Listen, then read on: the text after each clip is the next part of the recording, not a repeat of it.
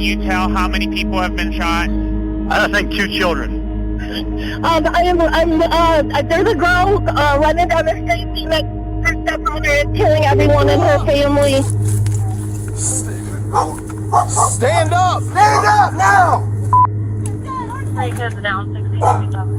63, we're 21. Have EMS respond over here. You're clear, they're being advised. Monroe Township, Claremont County, Ohio. Officers are called to a home on Laurel-Lindell Road. The full extent of what they're about to find isn't clear, but they know that a father has just gunned his own children down. I know, but we can't. People need first aid, and he's not complying. You know he's a shooter, shoot him. As the 2 deputies approach the home, they are met with a grisly sight. A man sitting on a porch, strangely calm, with a .22 caliber rifle laying next to him. In the front yard are the bodies of his children. This man is Chad Doerman, a father of 3 who worked full-time installing insulation.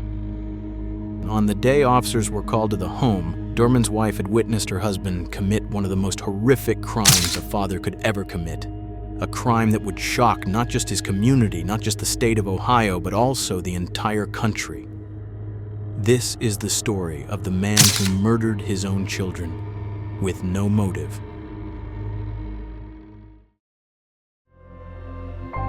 Founded back in June 1825, Monroe Township is located in southwestern Ohio, just bordering Kentucky.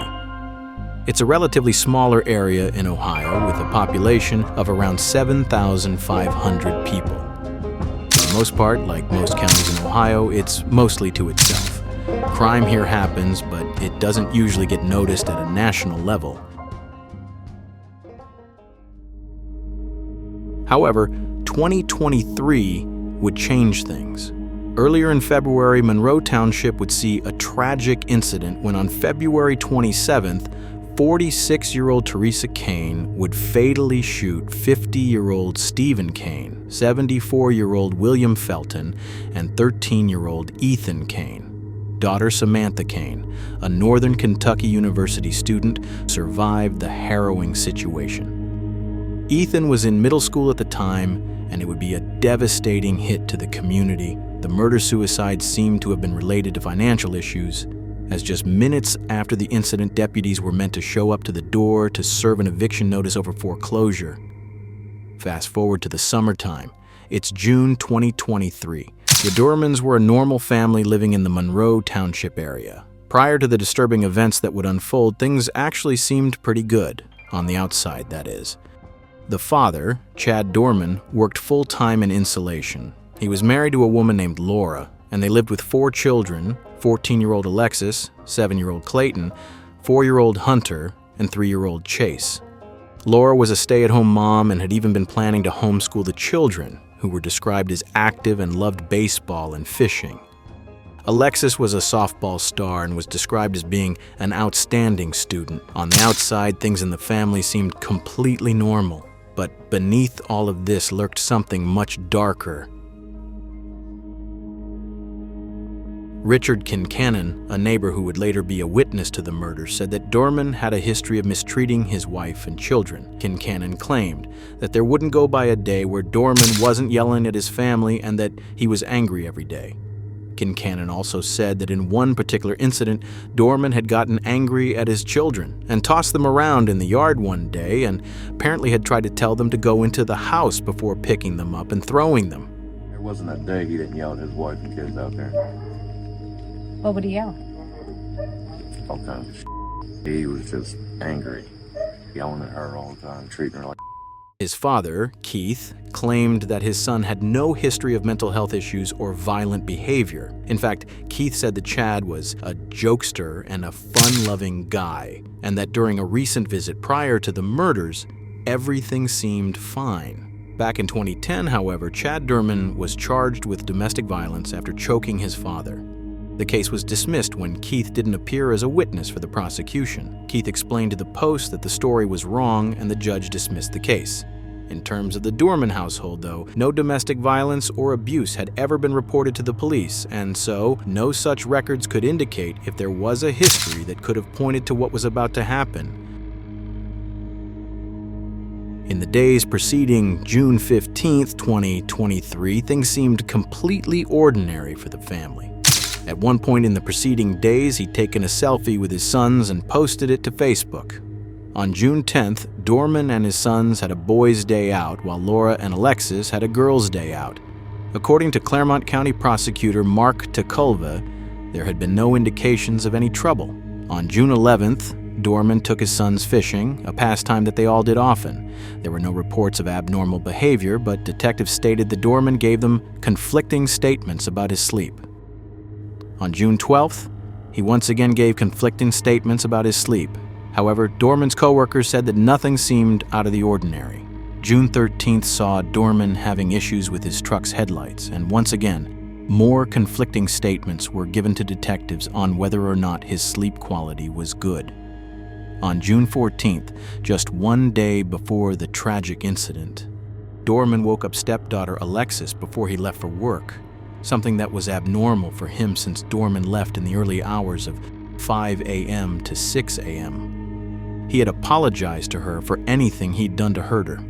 His co-workers noticed nothing unusual about his behavior. After work, he coached his son's baseball game. Parents there said he seemed a bit distracted, but nothing that could have raised alarms in anyone's mind. Doerman told officers he could not sleep at all that night. Still, even with the strange behavior, nobody in the family suspected that Doerman would harm his children. Thursday, June 15, 2023. Doerman's phone records reveal that as he was driving to work that morning, he'd looked up a song called Happy in Hell. The song itself had lyrics that stated things like, "I wonder if she'll leave, hell, I wonder if she'll stay." And other ones like, "Is there a right or wrong? It's getting hard to tell." Doerman then spoke to his mother on the phone, claiming he'd been having some confusing feelings. The nature of those feelings and what specific things he'd told his mother were unclear. However, Doerman did not tell Laura that he was experiencing any issues. His mother insisted that he go get help for these feelings. Again, it's not clear what precisely he'd said that prompted her to tell him to seek help. Doerman would drive down to the Anderson Township Kroger's Little Clinic.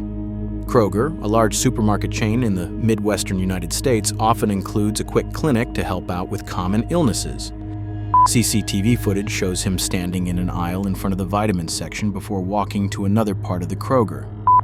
After that, footage shows him approaching what appears to be a counter for the little clinic, leaning against it for some time. Nobody would show up, and so Doerman turns and leaves the store after just a few minutes of being inside. At this point, Doerman would not go back to work and instead went home early, grabbing some Bud Light before going out to his shed to do yard work.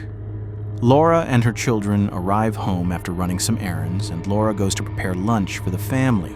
The children seemed jovial and even greeted their father with excitement.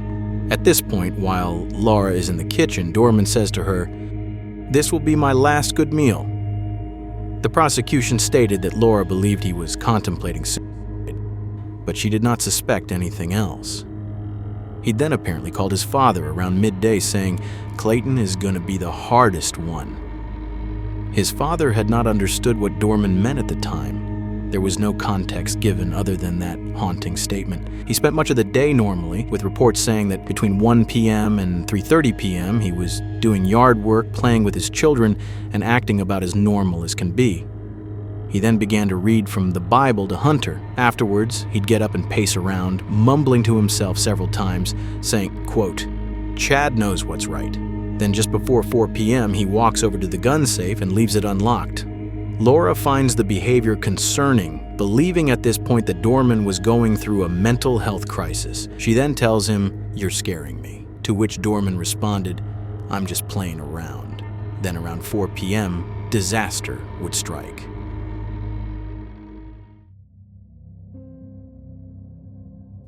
Doerman told his sons that he loved them and that they were the best sons and had done nothing wrong. He then asked his wife and 3 sons to go into the master bedroom with him to take a nap. She agreed, not wanting to leave him alone. She believed at that point in time that he needed his family around him. Then suddenly, after lying down, Doerman jumps up, grabs a .22 caliber rifle from the safe, and immediately Laura and her sons begin to scream. They believe he's grabbing the gun with the intention to take his own life, and they begin discouraging him, telling him they love him and begging him not to go through with it. Laura gets her phone out to call 911, but Doerman grabs the phone, tosses it to the side, and tells her that it's too late. And then he turns the rifle on 4-year-old Hunter and fires twice. Laura immediately attempts to administer aid to Hunter, screaming for her other children to run. She would call 911, telling the dispatcher, "My husband shot my baby." And the sounds of the other children screaming could be heard in the background. In the background of the call, Doerman could be heard shouting at Laura to get up and stop trying to help her son. The call would disconnect at this point. Laura then manages to move Hunter out of the house and into the field, where she would continue to yell for help. Alexis had been watching TV at the time and had entered the bedroom, witnessing the first shots. She would run after Clayton, telling him to keep running. However, Doerman would chase the 2 children out into a nearby field, shooting Clayton twice. He then carried Clayton's body to the house's yard. Alexis would re-enter the house and grab Chase, escaping to the road. She began to run with him toward a nearby firehouse, but Doerman caught up with them and at gunpoint demanded she put Chase down. She would comply, begging Doerman not to shoot her. Chase would run toward a set of trash cans to hide, and Doerman attempted to fire, but the gun didn't go off and Chase would run off to his mother. Alexis would continue running to the fire station, telling a passerby along the way that her father was killing everyone. Doerman, meanwhile, went back into the home and would shoot Chase, Laura's hand being hit by a bullet, as well as she tried to protect her sons after having placed her hand on the barrel. Laura would call 911 again, telling the dispatcher, "I called and nobody came. Their father killed them all." Can you tell how many people have been shot? I think 2 children Okay. All right, I need, what was that your I've name, seen. sir? We gotta find cover first. We ain't no good if we ain't safe ourselves.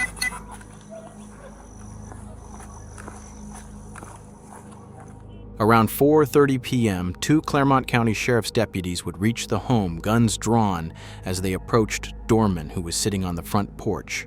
The responding officers were Deputy Sparks and Deputy Popham. Body camera footage of the incident reveals that the deputies, guns trained on Doerman, demanded he put his hands up and step toward them. Doerman did not comply with their orders. They walked up to the porch, continuing to demand he step away from the porch. He still refused to comply, but did not make an attempt to fire at the deputies. They grabbed him and pulled him away from the rifle resting at his side. In an eerily calm tone, Doerman would state that he was completely sober and wouldn't hurt anybody. Popham would cuff Doerman, and then Sparks would move to perform CPR on one of the children. By then, though, it was unfortunately too late. As officers hauled him to the patrol vehicle, he could be heard saying, "Tell them I did it. Take me to jail." Laura could be heard screaming in the background.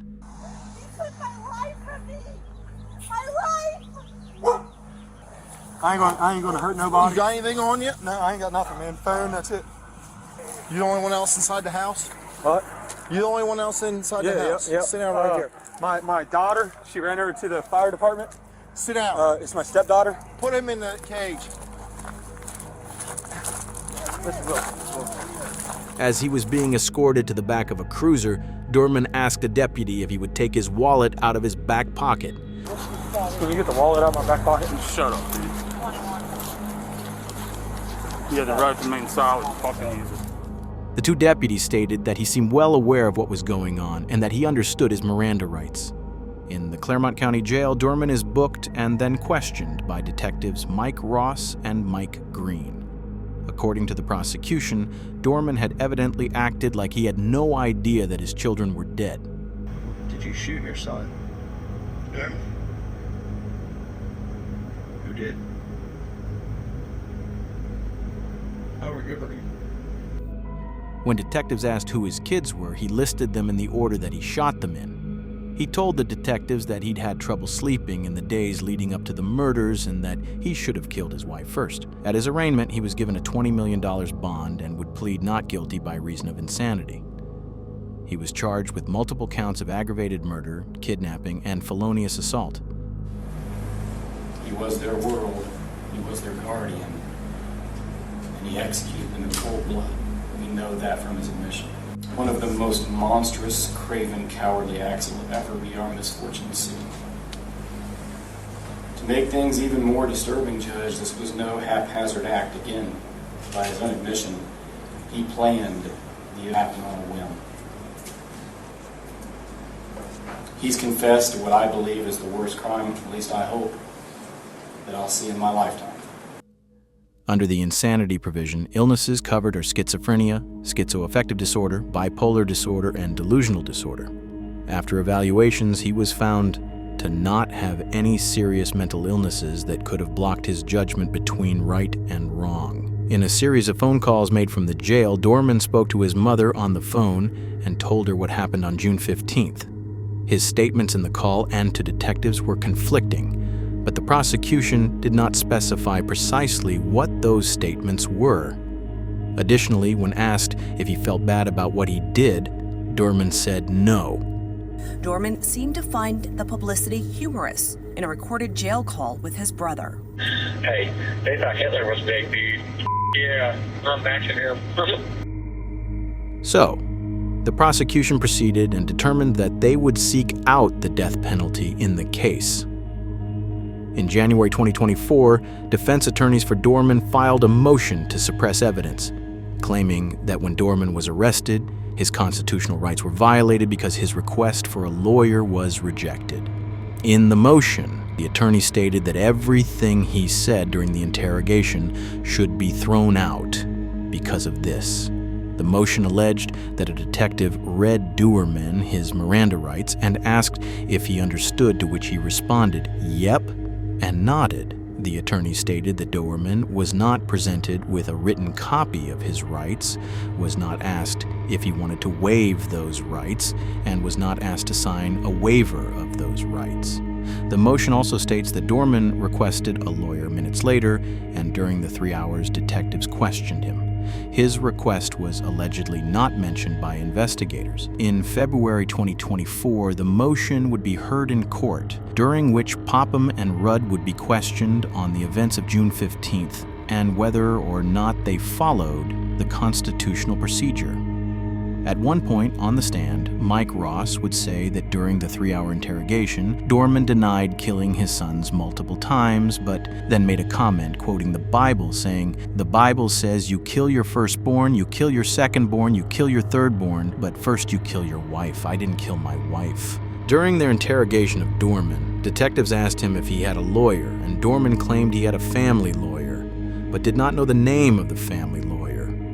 Ross admitted that he hadn't recited the Miranda rights word for word. At some point, when Doerman asked for a lawyer during the interrogations, one of the detectives asks if Doerman meant Laura, which defense attorneys claimed was a form of deception.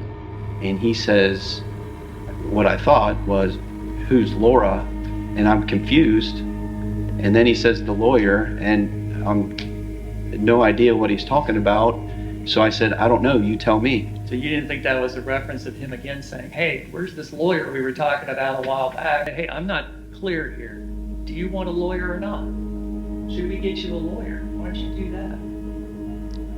I don't know why I didn't say that. I explored it the way that I felt was appropriate. Doerman's attorneys also suggest investigators intimidated Doerman during his arrest, pointing to comments made by the first responding deputies. I told him to shut up, and also during that, I told him he had the right to remain silent and use it. But that wasn't all. The defense also honed in on something a detective said that day too. Did Detective Schubert say anything else to you? He said, "Shut the door before I kill him." You heard what he said. Yes, sir. Does it seem uncommon to you a little bit? He was agitated. Presiding Judge Ferentz agreed with the defense that Doerman's rights were violated as his Miranda rights were not read completely and that he'd asked for a lawyer multiple times without being provided one. Much of his confession would be thrown out and deemed inadmissible in trial. By April, the court had already sent 750 juror summons, with extensive questionnaires required for these sorts of death penalty cases. In May, the defense would file a motion to ask for the death penalty to be dropped against Doerman, citing serious mental illness at the time of offense. As a result, Doerman's trial date that was first set for July was vacated. The court planned to hold a pre-trial hearing to determine Doerman's eligibility to receive the death penalty in August. However, there were more complications in the trial. Judge Ferentz was scheduled to retire by the end of 2024, and it was possible that he would not be able to preside over the trial. The motion to drop the death penalty claimed that Doerman suffered from a severe mental illness and had been examined by experts that agreed. However, the experts differed on whether or not Doerman knew what he did was right or wrong. Eventually, the prosecution agreed to drop the death penalty if Doerman pleaded guilty to 3 counts of aggravated murder. The rest of the family involved approved of this agreement as well. The prosecution also determined that pursuing anything further than the plea agreement would just be dragging Laura and Alexis through more trauma and agony. Doerman would also plead guilty to 2 counts of felonious assault. He was sentenced to 3 consecutive life sentences without the possibility of parole. Laura stated that the decision to end the case brought some closure for her family and that no punishment will bring back her sons. However, the guarantee that Doerman would spend the rest of his life behind bars was, she believed, the best thing for her family. The plea deal, which was proposed by the defense, took the death penalty off the table, but it meant the trauma of that day would not have to be relived in court. It was the right decision to do justice for these little boys, for Clayton, for Hunter, and for Chase. And part of that justice is by giving their mom and their sister some relief. In court, Doerman did not speak. His defense attorneys apologized, saying Doerman wished he had treated his mental health. Chad would never have done that, except that he was delusional, he was in psychosis.